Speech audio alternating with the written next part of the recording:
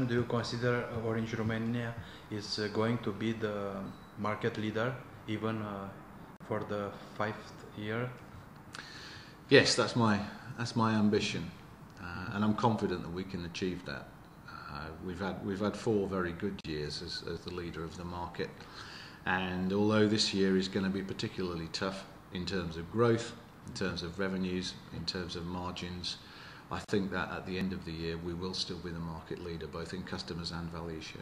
Do you see any dangers in the market to attack this top position?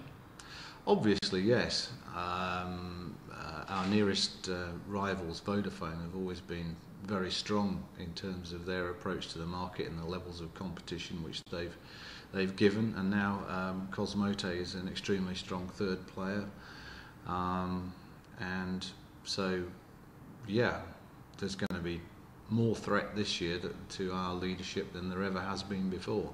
But nevertheless, we are responding to it, because I think that if you read the business school journals, it's received wisdom, and I'm sure it's correct, that if you're the market leader in any industry and you're attacked on price, then you have to respond, because if you don't, then you get left behind. And we don't intend to get left behind. We intend to defend our position.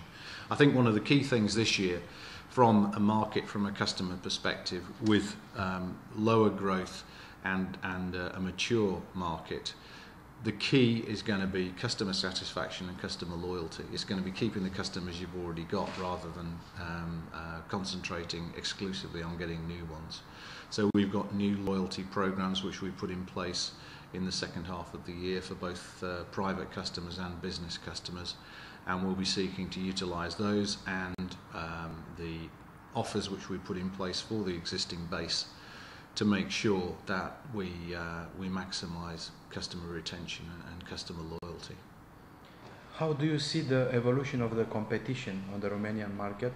I think, as I said, as a general statement, the very strong levels of competition which we saw at the end of 2008 are going to continue into 2009, because with growth opportunities being lower, people are going to be fighting harder and harder for the remaining growth which is going to be there. So I don't think that the price competition that we've seen is going to reduce. I've said that it's our ambition to remain leaders in terms of customer and value share. But looking at the other players, Vodafone's been a very strong competitor over the years, and I'm sure will continue to be so in 2009. We and they are always head to head in the business market, and obviously we have the greatest data capability, so we face each other in the data market in particular. Moat have been growing very rapidly this year, as they did last year, and they achieved profitability in the third quarter, albeit relatively small margin. Nevertheless, I'm sure that was a milestone for them. But as I think I said earlier, the key thing is going to be what strategy players adopt now that the growth is not there, and obviously if you're cash flow negative rather than cash flow positive, then that's going to force you to make different compromises. The secret is not only the price, the slow price. It's good to probably a very best price to the best value on the market. Well, we've always tried to position ourselves as a premium player to have a good network, good customer services, good customer fulfillment, excellent service in shops.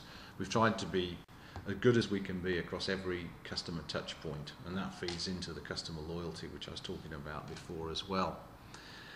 But in this market, if you don't respond to price pressures, then you're not going to maximise the growth potential which is out there, and therefore we try to offer the best value for money that we can, as well as offering good quality. We try to offer both. quality and price. And it's difficult, but I mean that is our ambition. Have you the power now to reduce the price and to maintain the quality of the services in Orange? Well, I think that's what we did in 2008. We concentrated heavily on our network. We put a number of improvements in place, particularly through Transylvania and Moldova. We installed almost 500 new 2G radio sites, both for capacity and for coverage purposes, and that's more sites than we installed in any year of the company's history, including the first years when we started up in the 1990s. So we've concentrated heavily on quality. I mean, we spent almost 200 million euros last year in capital investment.